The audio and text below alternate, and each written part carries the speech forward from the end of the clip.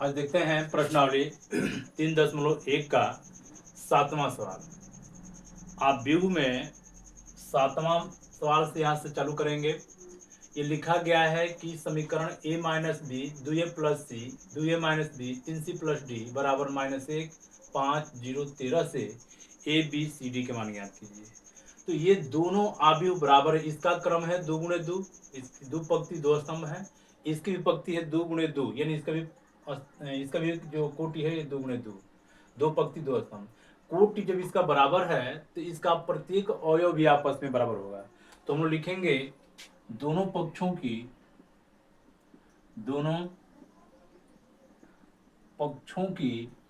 तुलना करने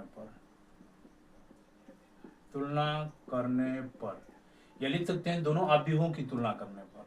तुलना कर लेंगे तो a माइनस बी 1 की बराबर हो जाएगा। a माइनस बी बराबर -1, यह समीकरण 1 हो गया। यहाँ पर 2a प्लस सी बराबर 5 हो गया, ये समीकरण 2a माइनस बी बराबर 0 हो गया, ये समीकरण 3 हो गया। 3c प्लस डी बराबर 13, ये समीकरण 4 हो गया। ये 4 समीकरण मिला है। 4 समीकरणों को हल करके हम a b c d के मान हमको ज्ञात कर लेना है। हम देख रहे हैं कि a माइनस बी बराबर -1 है या 2a माइनस बी। अगर इन दोनों समीकरणों को हल करेंगे तो a और b का मान निकल जाएगा।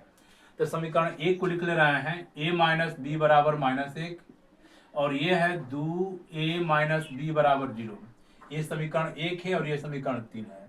अगर समीकरण 1 में से 3 को घटा देंगे तो घटाने पर चिन्ह बदल जाएगा। ये माइनस, ये प्लस, ये माइनस प्लस कट जाएगा। 2a में से 1 घटा देंगे तो -1, -1 में से 0 घटा देंगे तो -1, माइनस कट जाएगा तो a का मान आ जाएगा 1। a का मान 1 हो गया। इसका मान 1 में या 3 में किसी में रख दो, b का मान निकल जाएगा। हम इसमें रख दे रहे हैं a माइनस बी वाले में। a की जगह पर 1 माइनस बी बराबर -1, तो ये हो जाएगा -1, 1 को इधर लेके जाएंगे -1, तो माइनस बी बराबर हो जाएगा -1 -2, तो b का मान आ जाएगा 2।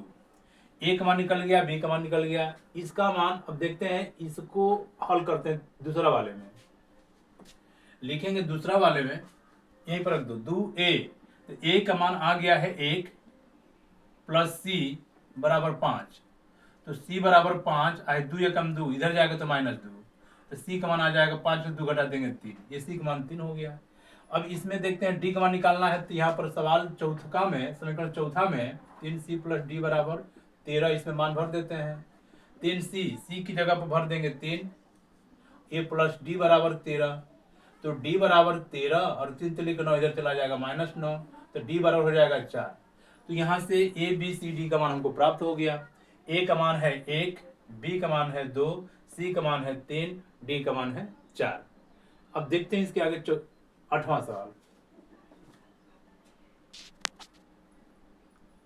देखते हैं 8वां सवाल दिया गया है a बराबर aij(m/n) एक वर्ग आव्यूह है यदि, इसमें विकल्प छांटना है। तो वर्ग आव्यूह किसे कहते हैं? ऐसा आव्यूह जिसके पंक्तियों की संख्या और स्तंभों की संख्या आपस में बराबर हो, उसे हम लोग कहते हैं वर्ग आव्यूह। यानी ये वाला जो मान है, ये पंक्तियों की संख्या स्तंभों की संख्या ये बराबर होना चाहिए। तो हम लोग यहाँ लिख सकते हैं कि वर्ग आव्यूह के लिए, वर्ग आव्यूह के लिए इसका जो कोटि होगा वो बराबर होना चाहिए, माने पंक्ति और स्तंभ की संख्या बराबर होना चाहिए। यम बराबर होना चाहिए यन के, तो यम यन की बराबर लिखें। ये इसका अगर मान मिल जा रहा है तो ये इसका वर्ग आव्यूह कहलाएगा। तो इसमें विकल्प छांटना है। तो देखते हैं इसमें विकल्प कौन सही है। इसमें विकल्प सी वाला सही है, यम बराबर यन, तो ये सी वाला उत्तर हो जाएगा। देखते हैं 9 दिया गया x तथा y के प्रदत्त किन मानों के लिए आव्यूहों के निम्नलिखित युग्म समान होंगे। दो आव्यूह समान होते हैं यदि इनके कोटि और प्रत्येक अवयव आपस में बराबर हो।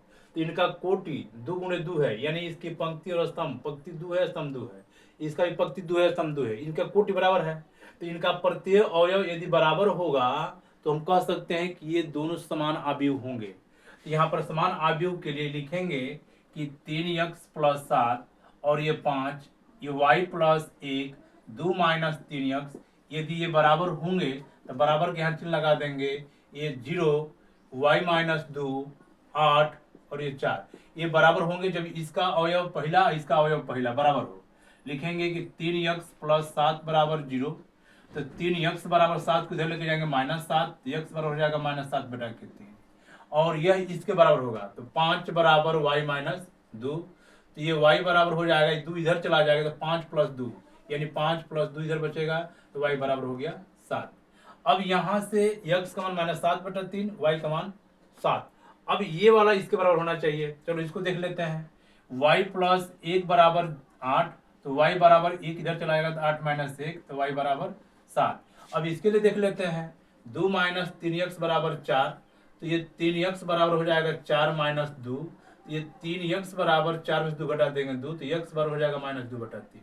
देखो ये y का मान 7, y का मान 7, लेकिन x का मान 7/3, x का मान 2/3। ये बराबर नहीं आ रहा है, लेकिन है बराबर आ रहा है। तो यहाँ पर x का हम लोग मान ज्ञात कर रहे हैं, तो 2 मान प्राप्त हो रहा है, 2/3 और एक -7/3।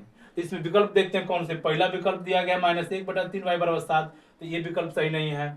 दूसरा, ज्ञात करना संभव नहीं है, तो ये सही हो सकता है क्योंकि x का मान ये अलग आ रहा है, यहाँ पर अलग आ रहा है, तो इसका मान ज्ञात करना संभव नहीं है। ये बी विकल्प सही हो जाएगा, इसका उत्तर बी होगा क्योंकि इसका मान अलग अलग आ रहा है। ये मान तो बराबर आ जा रहा है, लेकिन ये मान अलग अलग आ रहा है। अगर ये मान सेम आ जाता, बराबर आ जाता, तो ये इसका उत्तर हो जाता, लेकिन कहेंगे कि इसका हल संभव नहीं है, इसका हल करना संभव नहीं है, इसको ज्ञात करना संभव नहीं है। ये इसका विकल्प होगा, बी वाला सही होगा इसका।